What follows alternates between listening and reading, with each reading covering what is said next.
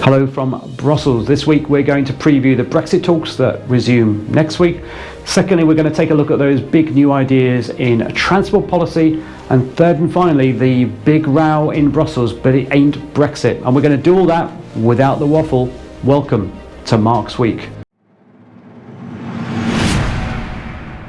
So firstly, those Brexit talks, they resume next week here in Brussels for the first time face-to-face since the COVID-19 crisis began. And we understand there's general acceptance now that there can be a deal, but it will be limited in scope and depth. And therefore the reality is the difference between a deal or no deal will actually be quite limited, particularly compared to the difference between those two scenarios and the existing arrangements. There's also acceptance now, of course, that the transition period will end at the end of this year. Let's listen to what the European Commission President had to say. We noted the UK's decision not to request any extension to the transition period.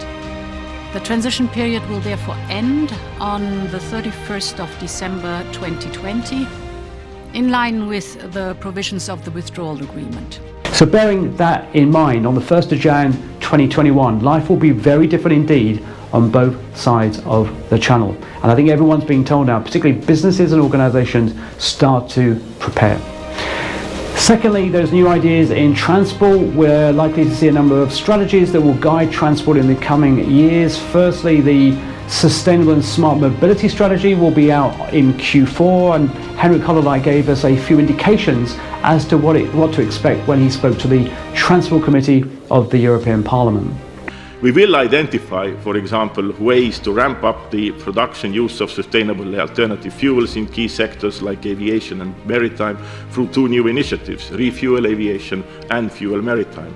We will realize the ambition of at least 1 million publicly accessible recharging and refueling points by 2025. We will set the scene for our policy initiatives in 2021, for example, a revision of both the Alternative Fuels Infrastructure Directive and the regulation of the TEN-T network, thereby laying the foundation of a modern, future-proof transport infrastructure.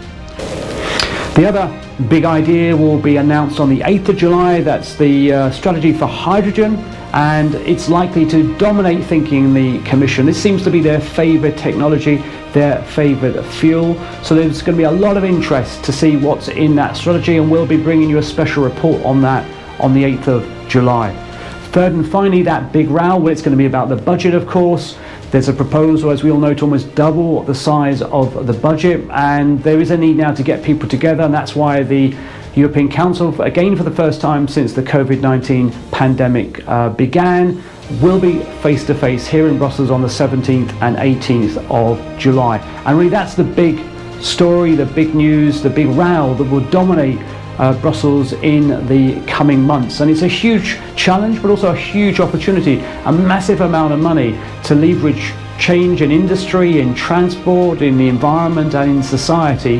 There's a lot at stake, and we'll be giving you regular updates on those negotiations.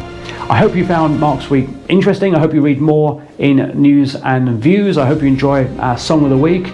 Don't forget to like, to share and subscribe, but above all, stay safe.